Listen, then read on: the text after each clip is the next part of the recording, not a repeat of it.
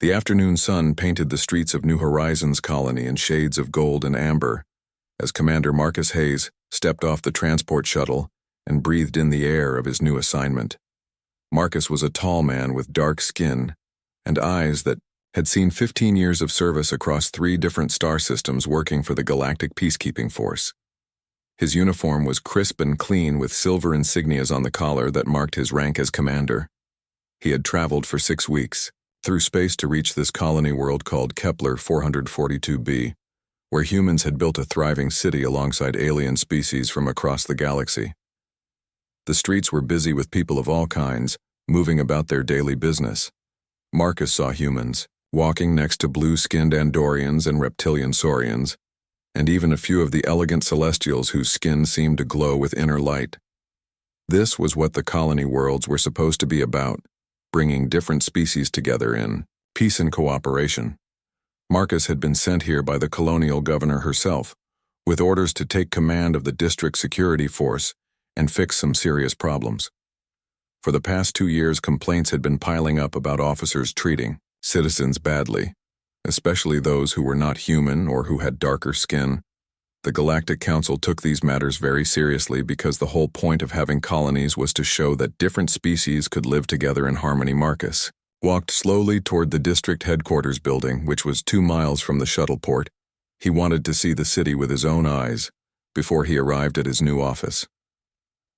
As he walked, he observed everything around him, noticing the shops and restaurants and the way people interacted with each other. 2 blocks from headquarters, Marcus heard raised voices and saw a small crowd gathering on the sidewalk.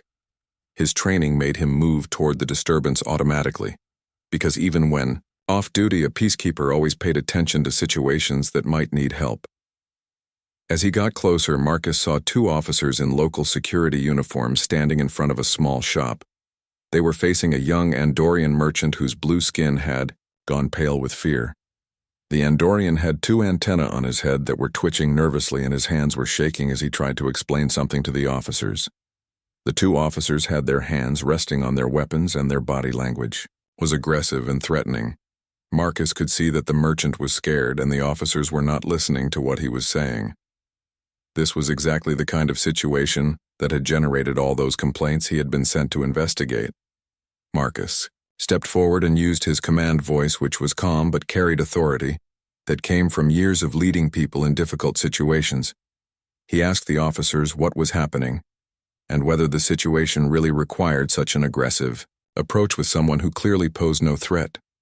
One of the officers spun around quickly when he heard Marcus speak. His name was Derek Stone, and he had been working as a security officer in New Horizons for 7 years. Derek looked at Marcus and saw a tall black man in an unfamiliar uniform who was interfering in police business. What Derek did not see, or chose not to see, were the rank insignias on Marcus' collar and the patches on his shoulders that clearly identified him as a commander in the Galactic Peacekeeping Force. Derek told Marcus to mind his own business and step back or face arrest for interfering with an official investigation. His voice was loud and aggressive, and he moved toward Marcus with his hand moving to the restraint cuffs on his belt. The second officer, whose name was Kyle Brandon, moved to flank Marcus on the right side. Kyle was younger than Derek with only 3 years of experience, but he followed his partner lead without asking questions. Marcus remained perfectly still with his hands at his sides where both officers could see them. He had been in many dangerous situations during his 15 years of service, and he knew that sudden movements could escalate things quickly. He spoke calmly and clearly, stating his full name and rank: Commander Marcus Hayes of the Galactic Peacekeeping Force, appointed by Colonial Governor Linda Chen to serve as the new District Security Chief of New Horizons. Derek Stone laughed and told Marcus that he had heard every excuse and story from people trying to avoid arrest. He reached for Marcus' arm, intending to spin him around and apply restraints. The crowd that had gathered was growing larger now, with more people stopping to watch what was happening. Many of them had their personal communication devices out and were recording the encounter. Kyle Brandon pulled out his hand scanner, which was a standard device that security forces used to check identification and verify whether someone had any warrants or criminal record. He waved it over Marcus' uniform badge, expecting to see either a fake identification or perhaps some minor violations that would justify taking this man into custody. The scanner beeped and began displaying information on its small screen. Kyle glanced at the screen dismissively at first, but then his eyes went wide and his face lost all its color. The scanner was showing credentials that went higher and higher up the chain of Command Galactic Peacekeeping Force with commander rank and security clearance level 9, which was nearly as high as clearances went. Direct appointment by the colonial governor with authority to override any local security protocols, access to classified intelligence databases that only top officials could see, and right at the top of the display in bright red letters that were impossible to miss, it said, "Incoming District Security Chief for New Horizons Division with a report date of today." Kyle's hand started shaking so badly that he almost dropped the scanner.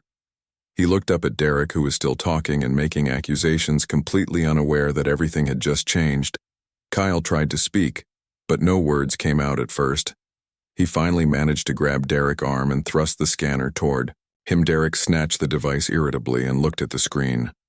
For 3 long seconds, Derek's face showed confusion as his brain tried to process what he was seeing. Then understanding hit him like a physical blow. All the aggressive confidence drained from his face and was replaced by pure horror.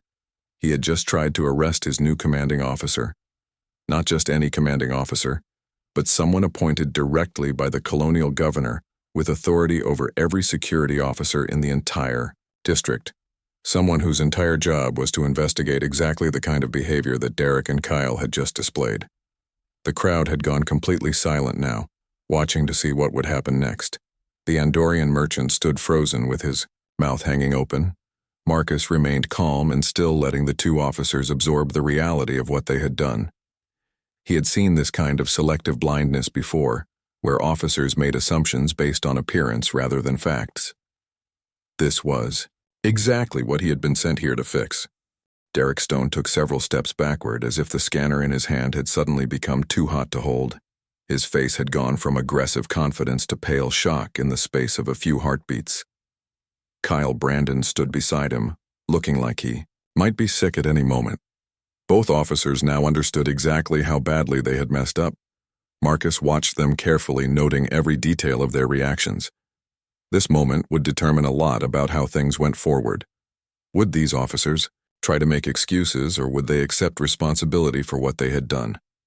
The crowd around them had grown even larger, with at least 50 people now watching the scene unfold. Marcus could see recording devices everywhere pointed at him and the 2 officers. Whatever happened next would be documented and shared across the entire colony within hours. Derek fumbled with his communication device, trying to call for his supervisor.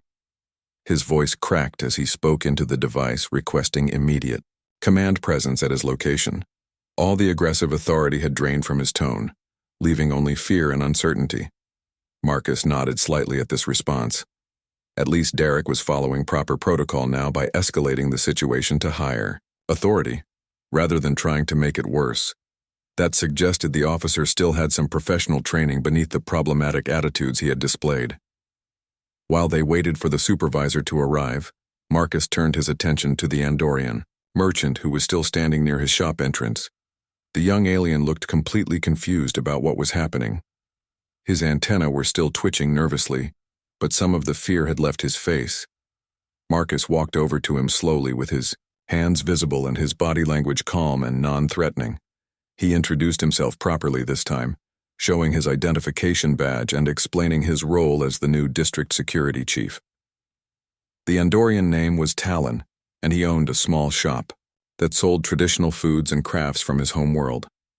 When Marcus asked what had brought the officers to his shop, Talon's story was depressingly familiar.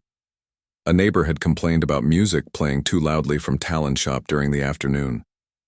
Officers had arrived and immediately begun threatening Talon with fines and closure of his business.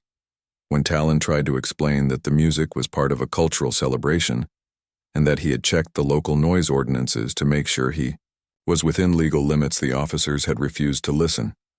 They had accused him of lying and threatened to arrest him if he did not turn off the music immediately.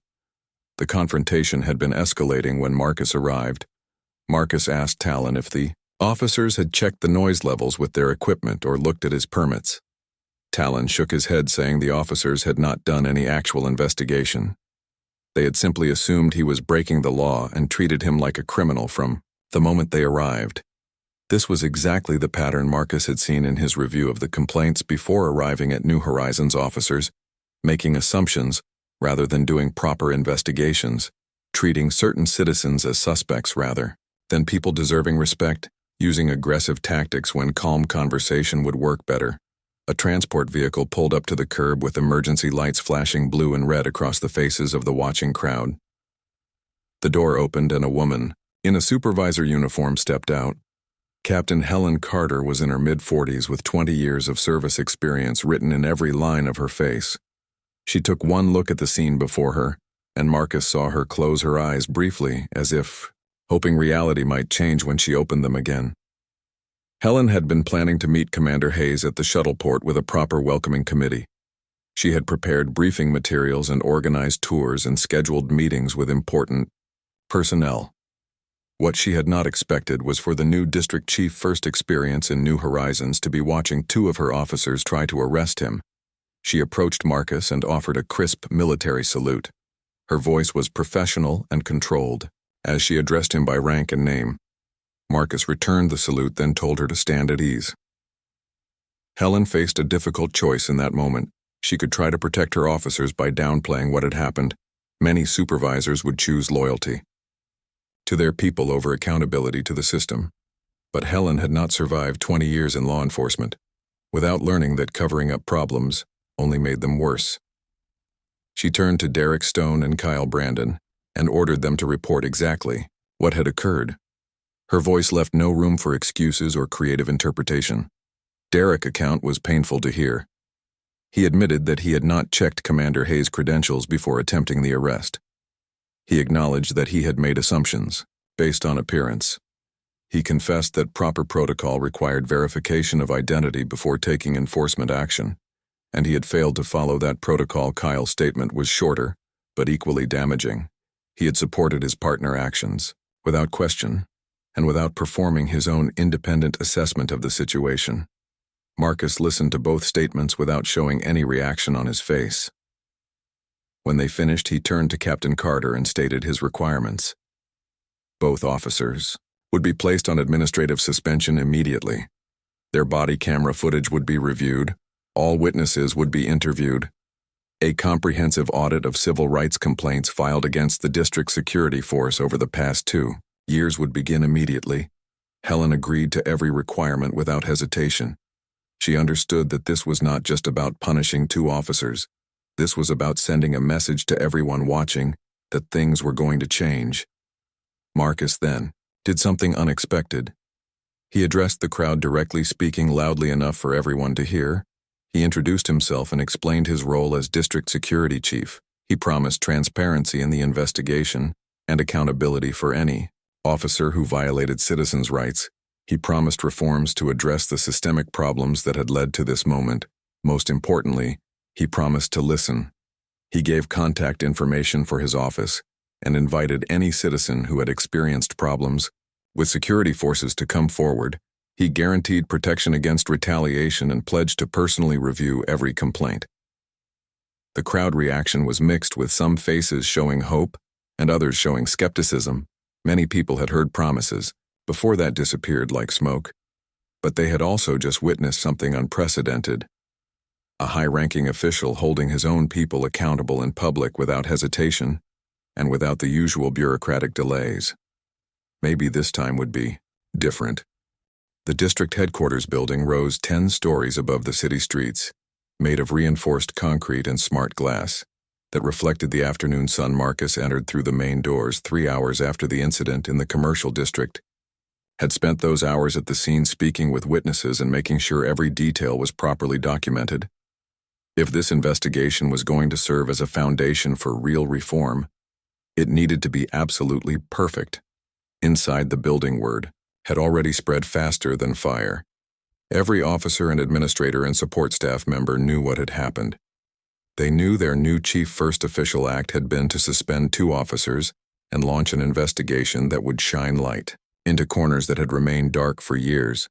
Marcus walked through the corridors with Captain Carter at his side, observing everything.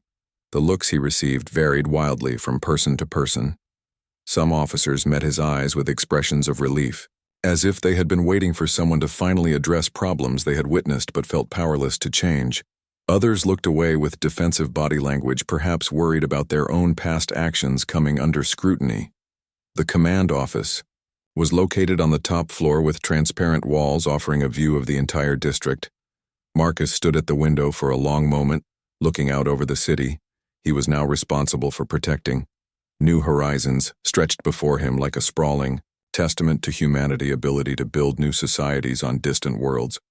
But a city was more than buildings and roads. It was the people who lived within it, and the relationships between them. Helen briefed him on the immediate situation.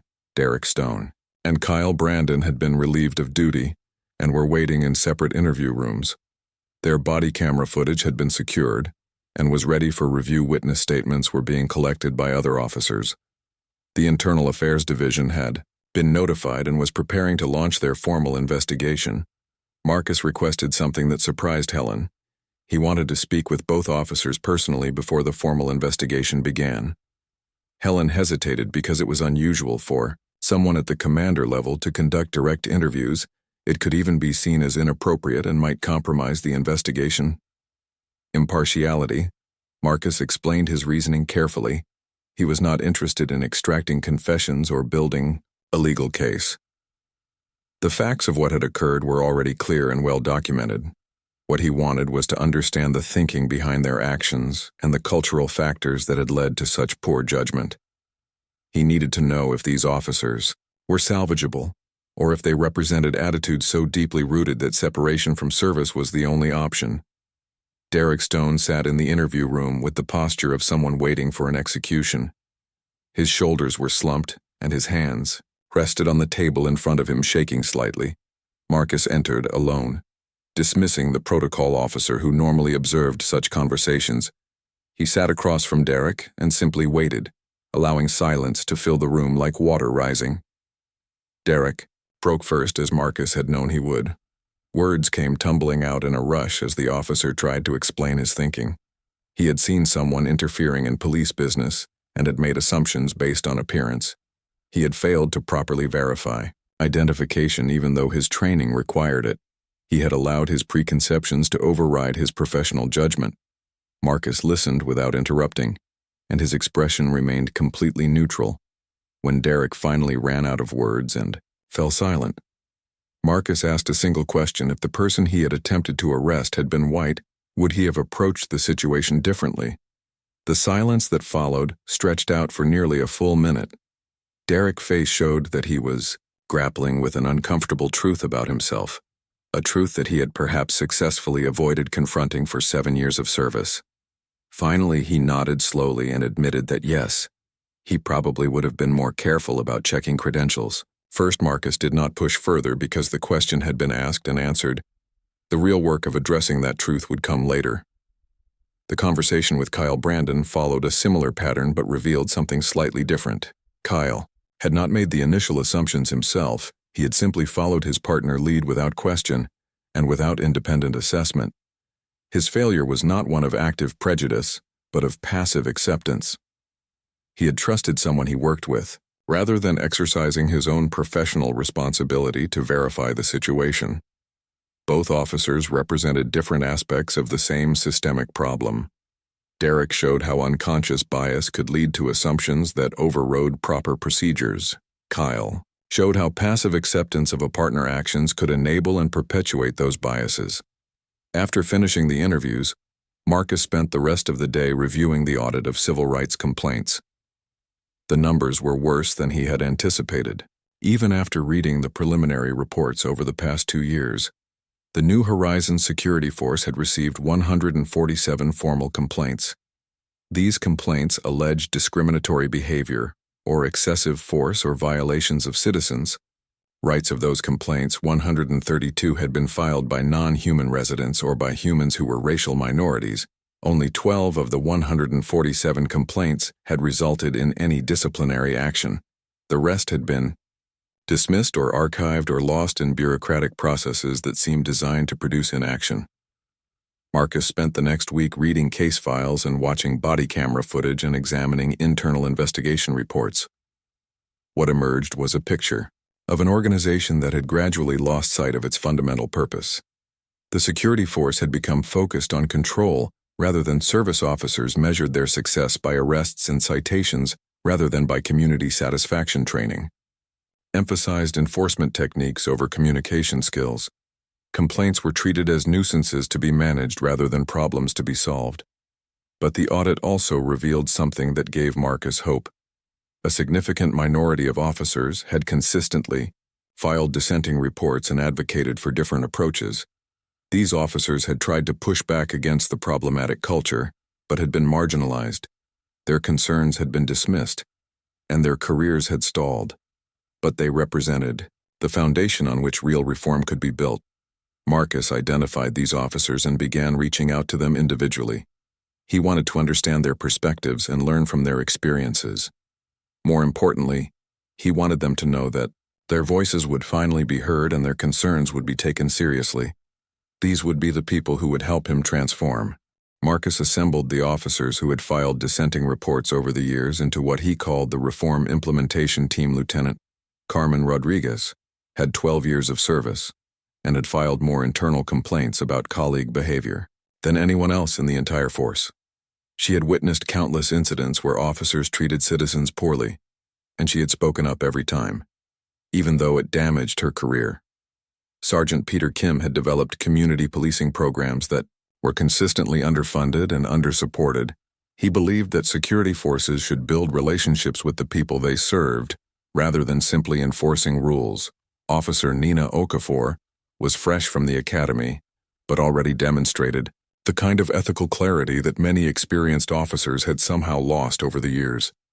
Together with several other like-minded officers, they developed a comprehensive restructuring plan. The plan went far beyond simple disciplinary measures. For Derek Stone and Kyle Brandon, it required fundamental changes to training protocols and accountability systems and community engagement processes. It changed the entire way officer performance would be measured and evaluated. The old system had measured success by arrest numbers and citations issued, and enforcement actions taken. Officers were promoted based on how many people they arrested and how many fines they collected. This created incentives to see every interaction as an opportunity for enforcement rather than service. The new system would measure success by community satisfaction scores and complaint resolution times, and crime prevention rather than crime response. Officers would be evaluated on their ability to de-escalate situations without force and build positive relationships with citizens. Training would be restructured completely. From the ground up, every officer would undergo intensive courses in recognizing their own implicit biases and understanding different cultures and using de-escalation techniques. They would learn about constitutional rights and proper procedures for every type of encounter. They would spend time working alongside community organizations to understand the perspectives of the people they served. They would be required to demonstrate not just technical competence but emotional intelligence and ethical judgment. Most controversially, Marcus proposed creating a citizen oversight board with real authority. This board would have the power to review complaints and investigate incidents and recommend disciplinary action. It would include representatives from every major community within the district, humans and non-humans, and long-term residents and recent arrivals and business. Owners and workers and young people and elders would all have a voice. The proposals met significant resistance from many officers. Some viewed the changes as an attack on their profession and an unfair burden. They felt that their previous service was being dismissed as worthless. They worried that citizen oversight would make it impossible to do their jobs effectively. Captain Helen Carter warned Marcus that implementing everything at once might trigger a revolt within the force. Mass resignations were a real possibility if officers felt they were being treated unfairly. Marcus understood the concern but remained firm in his conviction that change was necessary. He called a meeting in the headquarters auditorium requiring every officer in the district to attend. The room was packed with hundreds of people sitting in rows facing the stage where Marcus stood alone. He spoke without notes, and his words carried the weight of 15 years of experience across 3 star systems. Marcus told them about the worlds he had served on where security forces had lost the trust of their communities. He described the violence and chaos that inevitably followed when people stopped believing that law enforcement existed to protect them. He explained how rebuilding trust was 10 times harder than maintaining it in the first place. He made it clear that the changes he was implementing were not punishment, but preservation. These reforms were not meant to criticize past service, but to save the organization from a trajectory that would destroy it. He also took time to acknowledge good work and recognize officers who had served with honor. He talked about people who had made difficult decisions with wisdom and treated every citizen with respect regardless of species or appearance. He promoted several of these officers on the spot, giving them positions of increased responsibility within the new structure. Carmen Rodriguez was promoted to captain and put in charge of training. Development. Peter Kim became head of community engagement programs with a budget that reflected their importance. Nina Okafor was assigned to work directly with the Citizen Oversight Board as a liaison. Marcus made it clear that officers who embraced the reforms and demonstrated their commitment to serving rather than controlling would find opportunities for advancement. Those who could not or would not change would find themselves without a place in the organization. The meeting lasted 3 hours with Marcus taking questions from the floor and addressing concerns directly. Some questions were hostile and challenging, but Marcus answered each one with patience and clarity. He did not pretend the changes would be easy or that everyone would be happy with them, but he made it clear that the alternative was watching the organization slowly lose legitimacy until it collapsed. When the meeting ended, the mood in the auditorium was mixed. Some officers left energized and ready to embrace the new direction. Others left angry and resentful, feeling that their years of service had been invalidated. A few left quietly to think about whether they wanted to continue in law enforcement at all. Over the next 2 weeks, 15 officers resigned. From the force, most of them were people who had received multiple complaints over the years and who would likely have been forced out eventually anyway. Their departure made room for new recruits who would be trained from the beginning in the new methods. The Citizen Oversight Board was established with 14 members representing the full diversity of New Horizons, an Andorian shopkeeper, and a Saurian community leader, and a celestial scientist, and representatives from various human neighborhoods.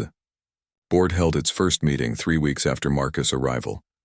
Marcus attended as an observer, watching as the board members discussed their role and established procedures. What impressed him most was how seriously they took the responsibility. These were not people looking for power or revenge. They were citizens who wanted to help build a security force that truly served everyone. The board began reviewing old complaints that had been dismissed without proper investigation. They identified patterns in officer behavior and made recommendations for additional training. They also provided feedback on proposed policy changes, offering perspectives that Marcus and his team had not considered. Slowly, the organization began to change, not just in policy, but in culture. Officers started approaching situations differently, asking questions before making assumptions. They spent more time listening to citizens and less time issuing orders. The changes were small at first, but they added up.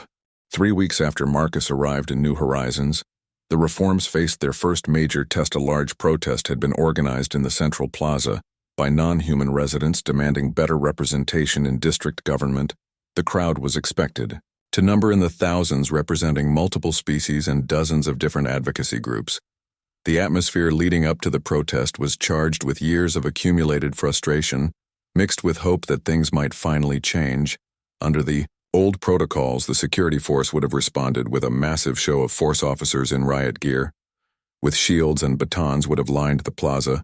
Predetermined plans for crowd dispersal would have been activated at the first sign of trouble. The entire mindset would have been viewing large gatherings as threats to be managed, rather than citizens exercising their rights. Marcus implemented a completely different approach.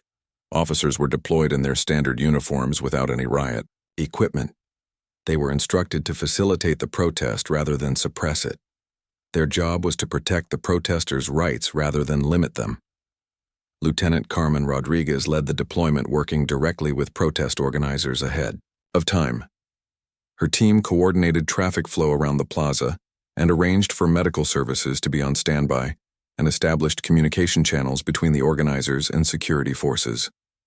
The old guard within the force predicted disaster. They expected violence and chaos and a complete breakdown of order. Some secretly hoped for exactly that outcome, because it would prove that the reforms were naive and dangerous. Marcus stood in the command center watching multiple video feeds from cameras, positioned around the plaza. He watched as thousands of citizens began filling the space carrying signs and banners demanding change.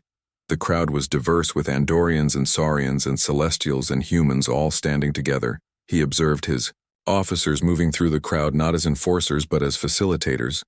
They helped people find their way and answered questions and made sure emergency lanes stayed clear. The body language on both sides was calm and cooperative. The absence of aggression from the security force seemed to lead to calm rather than chaos. The protest lasted 6 hours, with speakers taking turns at a raised platform in the center of the plaza.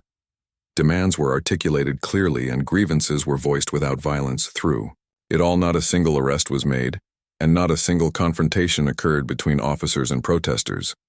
When the demonstration concluded peacefully, the organizers publicly thanked the security force for their professionalism and support, but the test was not over yet.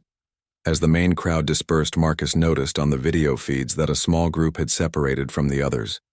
15 individuals with faces covered were moving toward the government district. Their intentions were unclear, but their demeanor was aggressive and purposeful. This was exactly the kind of splinter group that had so often provided justification for cracking down on entire protests. Carmen Rodriguez saw the group on her own video feed and made a quick decision. Deployed a small team to intercept them, but with specific instructions: communication first and observation second, and intervention only if absolutely necessary to prevent harm. Sergeant Peter Kim led that team, because his years of community policing experience made him the ideal choice for a delicate situation. What happened next was captured on multiple body cameras and would later be used as a training example across the entire galactic peacekeeping force. Peter approached the group without his weapon drawn. His hands were visible and his posture was open and non-threatening. He addressed them as citizens rather than suspects. He acknowledged their frustration with how slowly change seemed to happen. He explained the concerns their current actions were raising without threatening them with arrest. He did not demand compliance or issue orders. He simply talked to them as one person to another. The conversation lasted 20 minutes. The group leader was a young Saurian named Kresh, who explained that they felt the main protest had been too moderate. They believed that peaceful demonstrations accomplished nothing, and that authorities only paid attention when people took stronger action. They wanted to force the government to take their demands seriously. Peter listened carefully to everything Kresh said.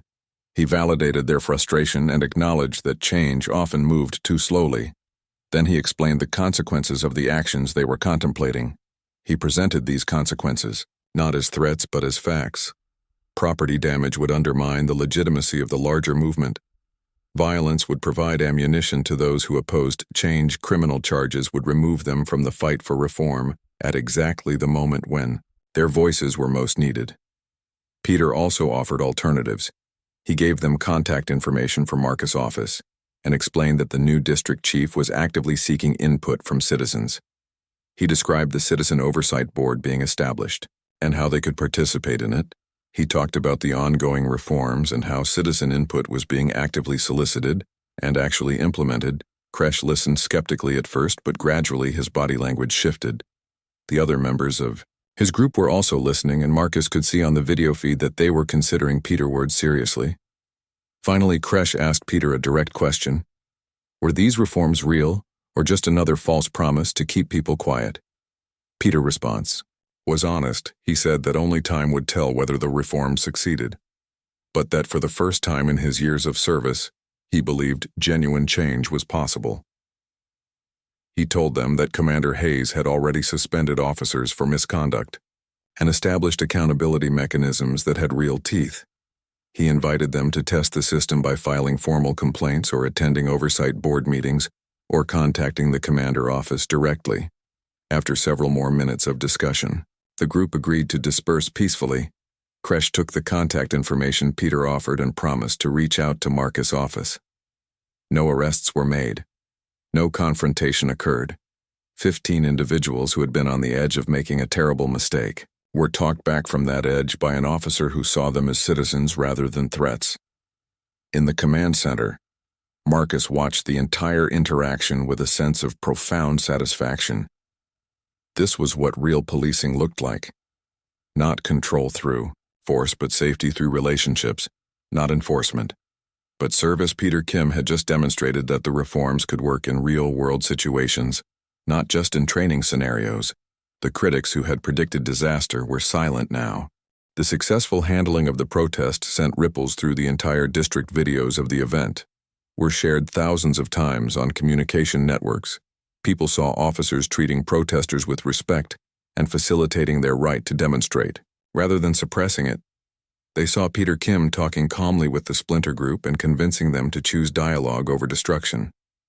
The contrast with how protests had been handled in the past was stark and undeniable. Within days, Marcus' office was flooded with messages from citizens. Some were complaints about past incidents that people had been afraid to report before. Others were expressions of support for the reforms and offers to help, however they could. Still others were questions about how citizens could get involved in the oversight board or community policing programs. Marcus personally reviewed every message that came in. He assigned staff to follow up on complaints and thank people for their support and provide information about participation opportunities. True to his promise during the initial incident, he made sure that no report was ignored or dismissed. Kresh, the young Saurian from the splinter group, contacted Marcus' office 3 days after the protest. He wanted to join the Citizen Oversight Board. Marcus met with him personally and was impressed by the young man's passion for justice, even if that passion had almost led him down a destructive path. Kresh became one of the most active members of the Oversight Board, bringing perspectives from the streets that the other members lacked. His insights helped identify problems that might otherwise have been missed. Meanwhile, the investigation into Derek Stone and Kyle Brandon was moving forward. The Internal Affairs Division had reviewed all the evidence, including body camera footage and witness statements and the officers' own admissions. They had also looked into the officers' past performance and found additional incidents that raised concerns. Derek had received 5 previous complaints about excessive force or discriminatory behavior. All 5 complaints had been dismissed or resulted in minor reprimands that did nothing to change his behavior. Kyle had fewer complaints but showed a pattern of blindly following his partner lead, even in questionable situations. Marcus met with both officers one final time before making his decision. He explained that their actions had violated core principles of professional law enforcement. More importantly, the pattern of behavior revealed by the investigation showed that these were not isolated incidents, but symptoms of deeper problems. Both officers were offered settlements that would separate them from service. The settlements included support for transitioning to new careers and counseling services to help them address the biases that had led to their misconduct. Marcus believed that punishment without rehabilitation served no one's interests. Both officers accepted the settlements. Derek seemed genuinely remorseful and committed to working on his own attitudes. Kyle was quieter but also appeared to understand that he needed to develop more independence and critical thinking. As the weeks passed, the changes in the security force became more visible. Officers were spending more time on foot patrol, talking with shop owners and residents. They knew people by name and understood the specific concerns of different neighborhoods. Response times to calls for help actually improved because officers were already present in communities rather than waiting in vehicles. The new training programs were having an impact. Officers learned to recognize their own unconscious biases and develop strategies to prevent those biases from affecting their decisions. They practiced de-escalation techniques in realistic scenarios until those techniques became second nature. They studied the histories and cultures of the different species living in New Horizons so they could communicate more effectively. Carmen Rodriguez training programs became famous throughout the district. Officers who had been skeptical at first found that the new approaches actually made their jobs easier and more satisfying. When people trusted you, they cooperated instead of resisting. When you treated people with respect, they responded with respect. The Citizen Oversight Board held monthly public meetings where anyone could attend and voice concerns. These meetings were well attended and surprisingly productive. Citizens brought forward issues that officers had not been aware of. Officers explained the challenges they faced and the constraints they worked under. Both sides learned from each other, and together they developed solutions that worked for everyone. Talon, the Andorian merchant, whose shop had been the site of Marcus' first encounter with the old system, became an advocate for the reforms. He spoke at community meetings and encouraged other merchants to participate in oversight board meetings. His shop became a regular stop for officers on patrol who would come in for coffee and conversation. The relationship that developed there was symbolic of the broader changes happening across the district. Crime rates began to drop as communities became more willing to report problems and work with officers to address them. Violent crimes decreased by 18% in the first 3 months. Property crimes fell by 23%. More importantly, crimes were being prevented rather than just responded to because officers were connected enough with their communities to spot problems before they escalated. The colonial governor Linda Chen visited New Horizons to see the reforms in action. She toured the district with Marcus observing officers at work and attending an oversight board meeting. She spoke with citizens who praised the changes and with officers who acknowledged that while the transition had been difficult, they were proud of what they were accomplishing. At the end of her visit, Governor Chen made an announcement. The New Horizons reforms would be implemented across all 20 districts in the colony. Marcus would be promoted and given authority to oversee the implementation process. Carmen Rodriguez would lead the training development for the entire colony. Peter Kim would establish community policing programs in every district. What had started as one district experiment was becoming colony-wide policy. The news was met with celebration in New Horizons and mixed reactions in other districts. Some welcomed the changes while others resisted them. But Marcus had proven that the reforms could work, and he was prepared to do the hard work of implementing them everywhere. He knew it would not be easy. Each district had its own challenges and its own entrenched problems, but he also knew that change was possible because he had seen it happen. He had watched officers who started out skeptical become enthusiastic supporters. He had seen communities that had been divided by mistrust come together in cooperation. He had witnessed the transformation of an entire organization from enforcement to service, and he knew that if it could happen in New Horizons, it could happen anywhere. Marcus watched the girl and her father disappear into the crowd and felt a profound sense of purpose settle over him. This was why he had dedicated his life to service, so that children like her could grow up in a galaxy where justice was real and not just a promise. He turned back toward the headquarters building one last time, walking slowly through the streets he had come to know well over the past 6 months. Every corner held memories now of encounters and conversations and small moments that had contributed to the larger transformation. There was still work to do. There would always be work to do, because justice required constant vigilance and constant effort. But for the first time in a long time, Marcus felt genuine hope that the work would succeed. The galaxy that humans were building among the stars could be worthy of the ideals they claimed to serve. The next morning, Marcus began preparing for his expanded role overseeing reform implementation across 20 districts. Each district would present unique challenges based on local conditions and cultures, and the specific problems that had developed there. But the fundamental principles would remain the same, everywhere.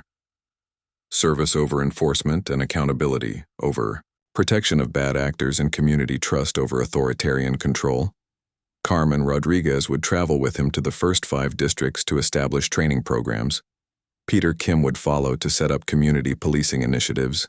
Nina Okafor would help establish citizen oversight boards in each location.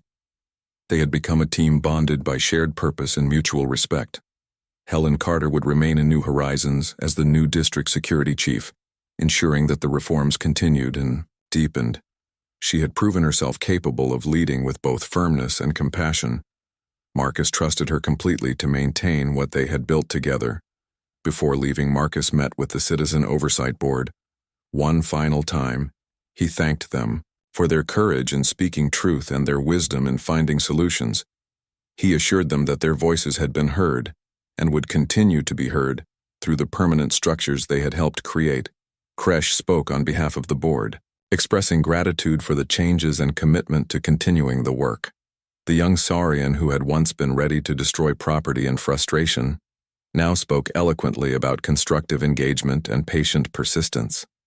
It was another reminder of how much could change when people were given real opportunities to participate in shaping their communities. Marcus also visited Talon Shop one last time. The Andorian merchant who had been terrified during that first encounter 6 months ago now greeted Marcus like an old friend. They sat together drinking traditional Andorian tea and talking about everything that had changed. Talon told Marcus that his business had never been better. More importantly, he felt safe for the first time since arriving in New Horizons. He knew that if problems arose, he could call for help, and officers would respond with respect rather than suspicion. That feeling of safety was priceless.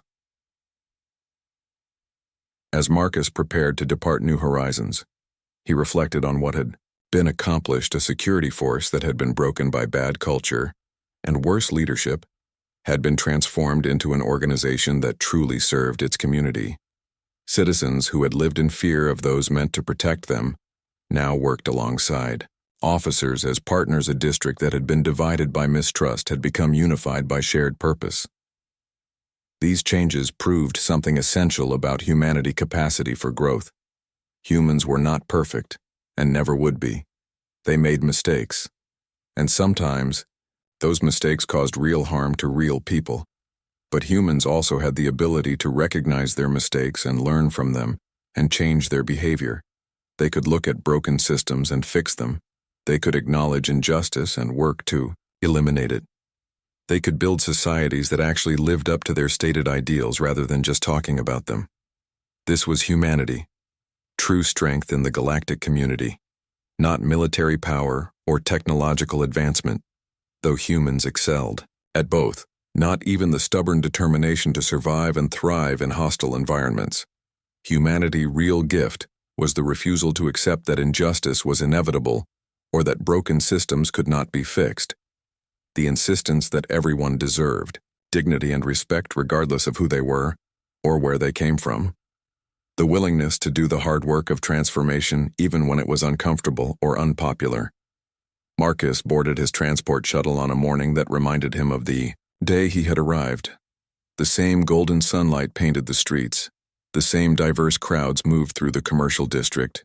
But everything was different now. The tension that had pervaded the district 6 months ago had been replaced by something that felt like hope. As the shuttle lifted off, Marcus looked down at New Horizons from above. The city spread out beneath him like a promise of what human civilization could become. Multiple species living together in peace security forces that protected, rather than oppressed citizens who trusted their institutions because those institutions had earned that trust through action, rather than demanding it through authority.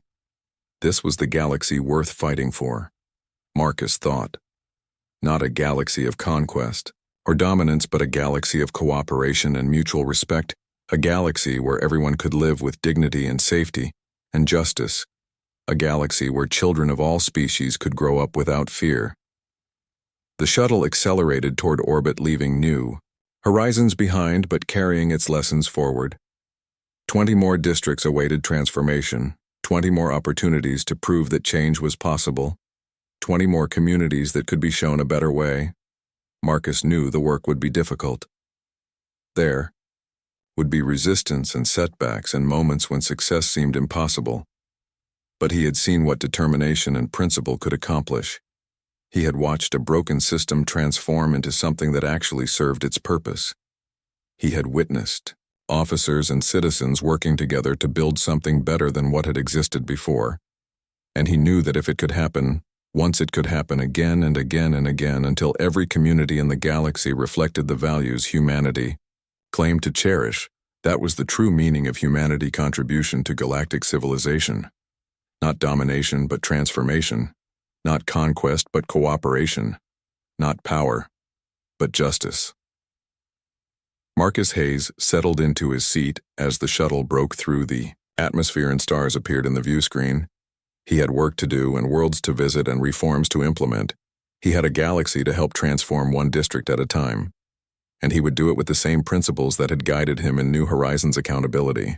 Without cruelty reform, without revenge service, without surrender of standards, these principles would guide humanity among the stars for generations to come. They would ensure that the human contribution to galactic civilization was measured not in territory conquered or resources exploited, but in lives improved and communities strengthened and justice achieved. That was a legacy worth building, and Marcus Hayes would dedicate every remaining day of his career to building it. One community at a time, one reform at a time, one act of justice at a time, until the galaxy they were building truly reflected the ideals they claimed to serve.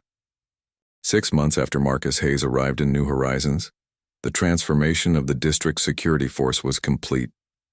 The changes were visible everywhere, from the way officers interacted with citizens to the metrics used to measure success. Civil rights complaints had dropped by 73% compared to the same period the previous year. Community satisfaction scores had risen from 42% to 81%. Crime rates had decreased across every single category officer. Morale, which had initially suffered during the difficult transition period, had rebounded strongly. Most officers discovered that serving their community properly was more rewarding than simply enforcing authority. The colonial governor requested a comprehensive report on the reforms for presentation to the Galactic Council. The document that Marcus prepared was remarkable, not just for the statistics it contained, but for what those numbers represented. They proved that systemic change was possible when leadership had the courage to demand it and the wisdom to implement it properly. But statistics told only part of the story. The real transformation was visible in smaller moments that never made it into official reports but represented the true measure of success. Children now played in parks while officers watched, not as enforcers but as protectors who knew their names and waved hello. Multiple species gathered in community centers without fear or tension. Businesses thrived as the atmosphere of mistrust gradually dissolved into cooperation. Talon Shop had become something of a symbol for the changes. Officers stopped by regularly for coffee and conversation. They knew his name, and he knew theirs. When issues arose, they were handled through dialogue rather than confrontation. The relationship there was a microcosm of what had happened across the entire district creche. The young Saurian, who had almost made a terrible mistake during the protest, had become one of the most valuable members of the Citizen Oversight Board. His passion for justice had been channeled into constructive participation. His perspectives from living on the streets provided insights that helped identify problems before they became crises. Officers who had initially resisted the reforms now praised them. They discovered that when people trusted you, the job became easier and more fulfilling. Cooperation replaced resistance, and respect flowed both ways. Marcus stood at his office window one evening, as the sun set over the alien horizon, painting the sky in shades of purple and gold. He thought about the journey that had brought him to this moment. 15 years of service across 3 star systems and countless situations that had tested every aspect of his training and character. He thought about that first day walking toward headquarters and stepping in to address what looked like an unjust confrontation. He thought about Derek Stone reaching for restraints without bothering to verify who he was actually arresting. He thought about how easily that incident could have gone differently, and how many similar incidents had gone differently in other places and times. But he also thought about what had followed: the reforms and the resistance, and the eventual acceptance. The transformation of a security force from an occupying presence into a genuine community partner. The proof that change was possible when people had the courage to demand it and the wisdom to implement it properly. This was what humanity brought to the galaxy. Marcus realized, not just technology and ambition, and not just the ability to cross vast distances and build cities on alien worlds. Humanity brought the capacity for growth and for learning from mistakes and for refusing to accept injustice even when it was convenient. Humanity brought the stubborn insistence that things could be better and the determination to make that belief real. Other species had their own strengths that enriched the galactic community. Andorians brought artistic brilliance that moved hearts. The Saurians contributed profound philosophical wisdom that challenged minds. The Celestials offered mathematical genius that had revolutionized physics. But humanity's gift was perhaps the most important for building lasting civilization. the refusal to surrender to the way things were, and the conviction that justice was not just an ideal, but an achievable reality. Marcus received a communication from Earth that same evening. The Galactic Peacekeeping Force wanted to replicate the New Horizons reforms across 20 more districts throughout the colony worlds. They wanted him to develop training programs and write policy manuals and share the lessons learned. His work in New Horizons had become a model, proving that systemic problems required systemic solutions, and that such solutions were possible when implemented with intelligence and determination. Marcus accepted the assignment without hesitation, but before he left New Horizons, he had one more task to complete. He organized a community ceremony not to celebrate himself but to recognize everyone who had contributed to the transformation, officers who had embraced change and citizens who had participated in reform and community, leaders who had worked to rebuild trust, everyone who had chosen to be part of the solution rather than perpetuate the problems. The ceremony was held in the central plaza, where the protest had demonstrated that change was possible. Thousands attended, representing every species and community within the district. Marcus spoke briefly, deflecting credit to others and emphasizing that lasting reform required collective effort rather than individual heroism. He thanked Carmen Rodriguez for her tireless work developing training programs that changed hearts and minds. He recognized Peter Kim for showing that communication could accomplish more than force. He praised Nina Okafor for maintaining ethical clarity, even when it would have been easier to compromise. He acknowledged Helen Carter for having the courage to support reforms even when they were unpopular. He thanked the members of the Citizen Oversight Board for their dedication and wisdom, and he thanked every citizen who had come forward to report problems or participate in community programs or simply give officers a chance to prove they had changed. As the ceremony concluded and the crowd began to disperse, a young human girl approached Marcus. She was perhaps 10 years old, holding the hand of her Saurian father. She looked up at Marcus with the kind of direct gaze that only children possess, seeing through rank and reputation to the person beneath. She asked him a question that crystallized everything he had been trying to achieve. She asked if the officers would protect everyone now, not just some people. She asked if her father would be safe and if she would be safe and if safety was something that belonged to all citizens equally. Marcus knelt down to meet her eyes. At her level, he gave her the only answer that mattered, the answer he would spend the rest of his career working to make true everywhere humans lived among the stars. He told her yes, with absolute conviction. He promised that safety and justice and respect were not privileges to be earned or gifts to be granted, but rights that belonged to everyone regardless of their appearance or origin or species. He told her that people sometimes forgot that promise, but there would always be others to remind them and hold them accountable and insist that the ideals humanity carried to the stars were more than empty words. The girl nodded seriously, processing his words with the gravity they deserved. Then she smiled and thanked him and walked away, with her father, both of them disappearing into the diverse crowd that filled the plaza.